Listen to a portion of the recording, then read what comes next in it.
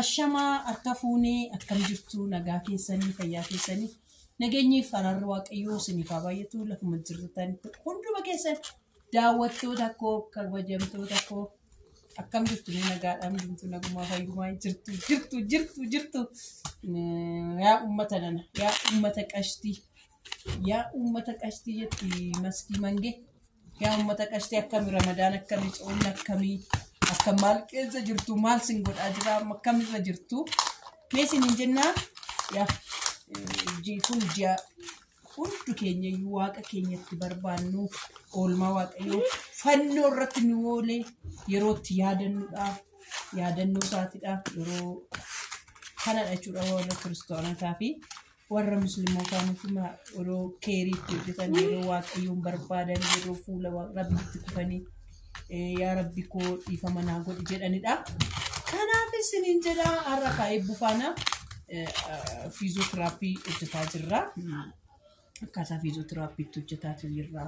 Waan tokko asitti hojjechiisaa jirra. Maaliif seetan ijoollee? Fiizootiraappii baay'ee barbaachisaadha ijoollee keenyaaf. Baay'ee barbaachisaa. As olii gadi gangashuun, alii gadi akka isaan taphatan gochuun, qaamni isaanii akka hiikamu, akka isaan socho'an gochuun baay'ee barbaachisaa jechuudha. Asumaanis hedduu kiyyaa bareedduu kiyyaa nu fayyi jedhanii kaatee yeroo isin galateeffatu ta'uu danda'a. Viidiyoo kana warroonni dhaggeeffatan dhugaa rabbii warri haadha keessan jaallattan keessatti warri haadha keessan jaallattan sheerii nu godhaa laayikii nu godhaa. Galiin asirraa galu yaa ijoollee kiyyaa yeroo baay'ee kan dubbadhaa. Gadi bayeetoo birrii naa kennaa jedhee ammas hin kadhadhu viidiyoo makonaaf ilaalaa fi umuraatee jechuudha. Daqiiqaa meeqa yoo kan baay'ate daqiiqaa 8 waraabama wayin daqiiqaa 10dha. Isa caala waraamu. Please Oromoo ko dhugaa rabbii ilaala. Yoo isinitti tolu baate saayilantii godhaatii lafa godhaa. Eebbuun keessan immoo bareedduun keessan mucaa keessan mucaa laallamtee toon quufamne bar maal taatanii garuu Oromoo maal taatanii haadha Oromoo haadha mucaa akkasiin qaba jettee gadi baate ansinii qabdu haadha takkittii qabdu. Haadha baay'ee jiru garuu haadha lakki jira akkasis jira akkanattis jiraachuun hin danda'ama. Mana keessatti ittiin cufamini, mana keessatti ittiin qollofamini, waan ijoolleedhaaf barbaachisu godhaatii, daayiparii isaaniitiif jechuudha. Amma fakkeenyaaf jechuudha asumaanii haatuuf jechuudha. Amma fakkeenyaaf jechuudha. Hoggaama ijoollee tokko godhatanii nyaata akaayis ta'u, boqqolloos ta'u, qamadiis ta'u, waanuma qabu waan ofiisheetti nyaachisuudhaaf ijoollee godhatti. Garuu akka carraa ta'e immoo waan akkasii yookaan nama keessatti dhalate immoo dirqama jechuudha. Dirqama bira ta'anii boodoon ta'in hojii adda addaa tokko uummachuudha. Hojii san biratti immoo hojiin amma filatamaa ta'eetu naaf argame. Amma yaada kootitti filatamaa ta'ee naaf argame yuutuubii kanadha. Yuutuubiin kun immoo tokkoffaan baasiin inni qabu intarneetidha. Intarneetii ji'aan 700 kaffala. Kanuma baasii baay'een qabu. Bilbiluma kootinanii yoon barbaade abbaa manaa koo piraankii godhaa yoon barbaade waan tokko hojjetaati dhufeetoo sin bira dhufu.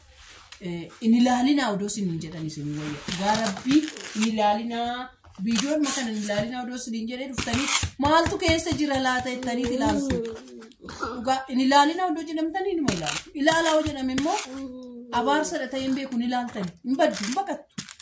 Hin baqattu maal akka ta'een beeku yaa Oromoo koo yaa waan gaariidhaan waan gadheedhaan sun man qabaa sun man waqqasaa kanaafiyyuu please ani gadi bahee kadhattu ta'uu qabu ani gadi bahee waan tokko jechuu qabu siniin jedha. Fakkeenyaaf immoo jechuudha haadholii akkasii fakkeenyaaf jiran jechuudha. Kana ana Jarmanii bitanii tonaa ergan dhugaa rabbii jechuudha. Mi'oota fiizootiraappii ani ijoollee tokko barbaachisu hundumaa qabdee gooftaaf haa galatu. Maashiniidhaa kaasee maashinii ittiin akkas sochoosanii kaasee anan maashinii hin qabne yoo argitanii handhaabeetoo deemsisu qofa yoo argitan bitaa fi ishee yoo argitan bitaa fi dhaabeetoo akkas isaan ciibsu akkasis dhaabatee ani ittiin deemuu dandeessu yoo argitan biran darbinaa bitaa fi kanaan achi dhugaa waaqa jiraata yuutuubiin afaan Amaariffaa galataa argatu meeshota kana guutee jira dhugaa waaqa jiraata jechuun. Kana warra hunduma isaa jechuudha waan meeshaa eebbuu koo barbaachisu hunduma isaa hanguutanii isaanidha. Cubbuun arraba ofiidha. Manni kun akkanarraa idaan kaffalamu an godhan isaanidha. Yaa jara koo isin immoo itti cimaatii eebbuudhaaf daayiparii. Daayipariin baay'ee qaaliidha. Baay'ee qaaliidha. Baay'ee deemee kanaaf galiin asirraa argamu daayiparii maa bituuf. Kanaaf iyyuu hoosniif tole. Akkaataa itti teecha sana agarsiisu ani keessas akkasitan kana faanan taaggalaa oola bari koo ijoollee odoon hojjedhe bari odoon amma nama tokko naqa caalaatoo jedhee aartii tokko keessa galeellee hojjedhe inuma hojjetamaa kanaaf iyyuu jechuudha. Kun akkasitti afaa jabeessituudha fi morma ishee jabeessituu harka ishee jabeessituudha fi keessas walumaan ishee hojjechiisuu sinitti haasaadha. Mucaa'oodhuma kana laaltanii quuftume. Meen quuftuu bareedduudhuma keessa mucaa waggaa 7 waggaa ishiin akkasitti asirra ciiftee asirraa gangalachaa ooltu kan sinin marartu viidiyoo ishee odoo anatti sinin jedha.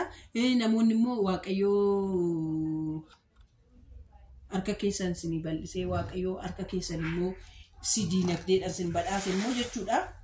Doolaarii akka buukii doolaarii banteetti bananii firuu warri Itoophiyaan nigdi baankii achirratti doolaarii 10 doolaarii 5 darbachuu fi dandeessu jechuudha. Viidiyoon kaleessa fe'e jala piinii ta'ee jira. Azalattis piinii sinii gochuu danda'a. Kanaaf doolaara tokkos doolaara lamas akkaawuntii ishiirratti darbadhaa fi ishiidhaaf gaarii ta'a itti tolaa. Siniin jedhaa nu daawwadhaa. Please viidiyoo gadi lakkifannoo.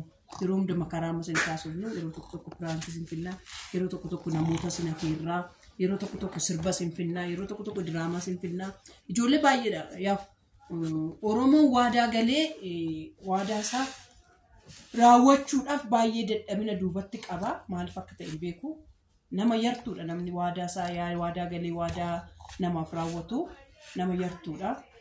Waadaa nama baay'eetu waadaa galee viidiyoo diraamaa adda addaa YouTube kanan guddifnaa mamatuu shi gashinutti geenya an jedhanii waadaa nu galan fakkeenyaaf sirba artistii wannoon nu kennisan irratti jechuudha. Namoota baay'eetu waadaa galee garuu sirbichi immoo aamlee namaa cabsee aamlee namicha odoon harkaa fuudhu baadhee iyyuu ani jedheetu itti gaabbeedha. Yaan odoon harkaa fuudhee odoon maxxansuu baadhee jedhee ani itti gaabbee hojiin hojjedhe keessaa haadha eebbaa maal gaabbitoonaan jettan hojii kanadha. Dhugaa rabbii baay'een itti gaabbee baay'een itti gaddee hojii namaa harkaa fuudhee asitti baduusaa akkas gochuusaa baay'een gaabbee.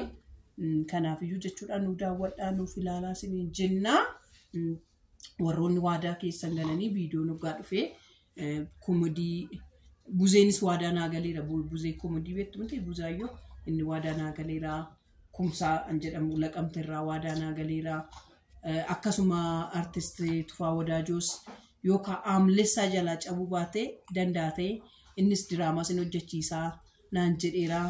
Kana waadaa galameeraan siniin jedhaa nuuf daawwadhaa qophiidhaan nu eegaa. Namootaan immoo gaafii sinii gaafachuu barbaadu yoo jiraate abaluun gaafii nu gaafadhu haadha eebbaa jedhaati naa barreessaa nama san barbaadeen intarvii sinii godhee sinii gaafadhaa siniin jedhaa horaa bulaa nagaadhaan waaqayyo sinaa eebbisu. Warroon nama ammatti na dhaggeeffattanii warroon nama dhumaatti dhaggeeffattanii dhuma isaa dhageessan guddaa isaa galatoomaa yeroo baay'ee kan dhumni dhaggeeffatamu waan ta'eef jechuudha. Horaa bulaa bye bye.